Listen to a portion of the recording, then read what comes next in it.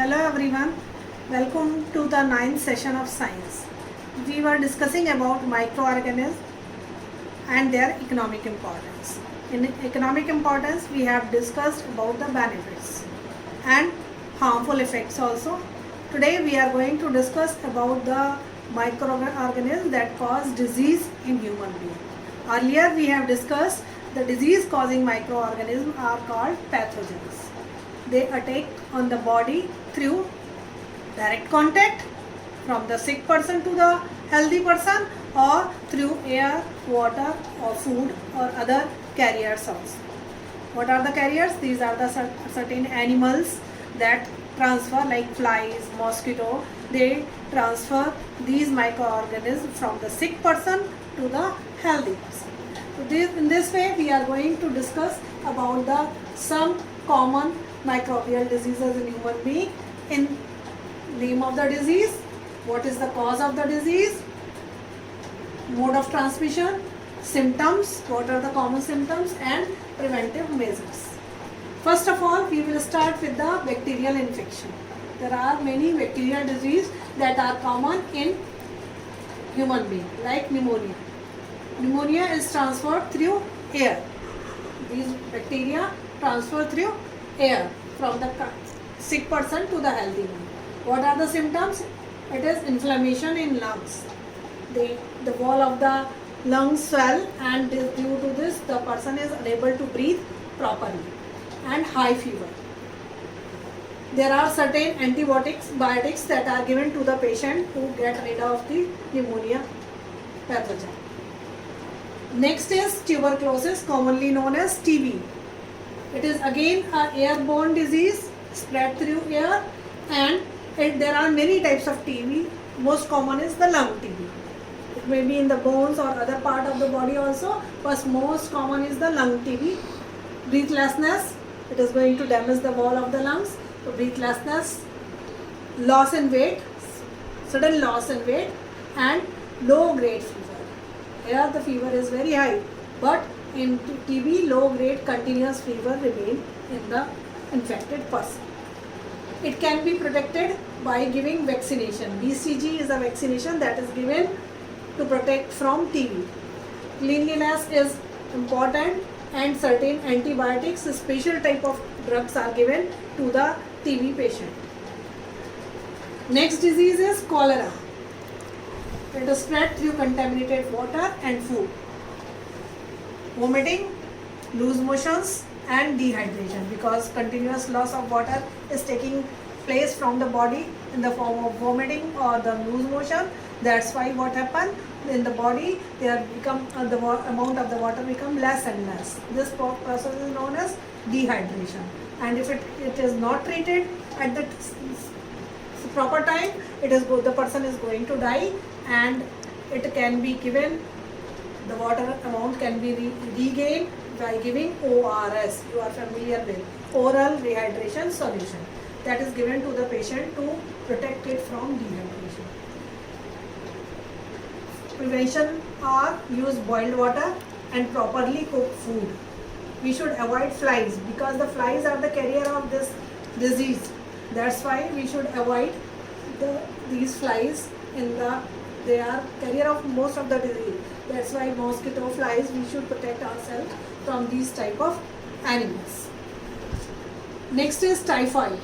Typhoid is again water and food contaminated. Water and food spread this disease, bacterial infection it is, and it is an infection of intestine. Continuous fever remain, loss of appetite, hunger are the main symptoms, and the same precautions we will take as we take in case of cholera. Boiled water, boiled food, fat-free food, these are the precautions that should be taken if a person is suffering from typhoid. Now we are coming to the viral diseases. Some common viral infection. The most common nowadays you are suffering from is the coronavirus, COVID-19. Some common viral infections are common cold, airborne disease, by sneezing or coughing it is spread, from the infected person to the healthy one, like corona, and the symptoms are running nose, red watery eyes. Avoid contact with sick person. This is the preventive measure. Next is influenza, commonly known as flu. Flu, again it is air, spread through air or direct contact. Fever, chill and muscular pain are the symptoms, and the preventive measure is the same, avoid contact with sick person. Next is measles. Again it is air and direct contact, airborne disease, spread through direct contact from the sick person. Fever, rashes on the body, red color rashes appear on the body, and running nose. These are the symptoms of measles. Vaccinations are available, and isolation is the most important preventive measure from the measles.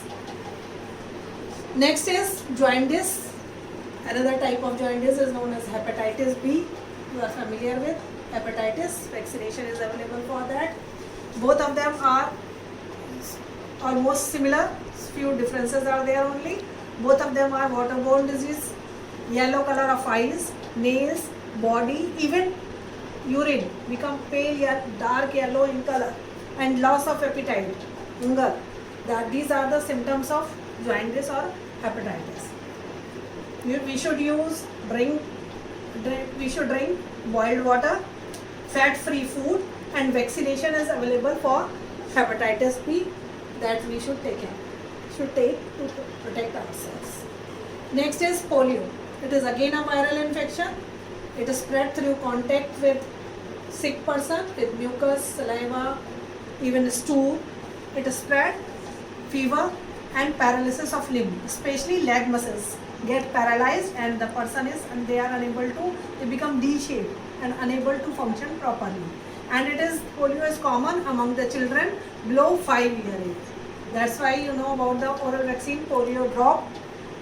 Oral drops are given to the children up to the age of 5 years, because this is a disease that occur in the children below 5 years. So nowadays it is completely eradicated, but still we are giving these vaccination oral polio drop to the children below 5.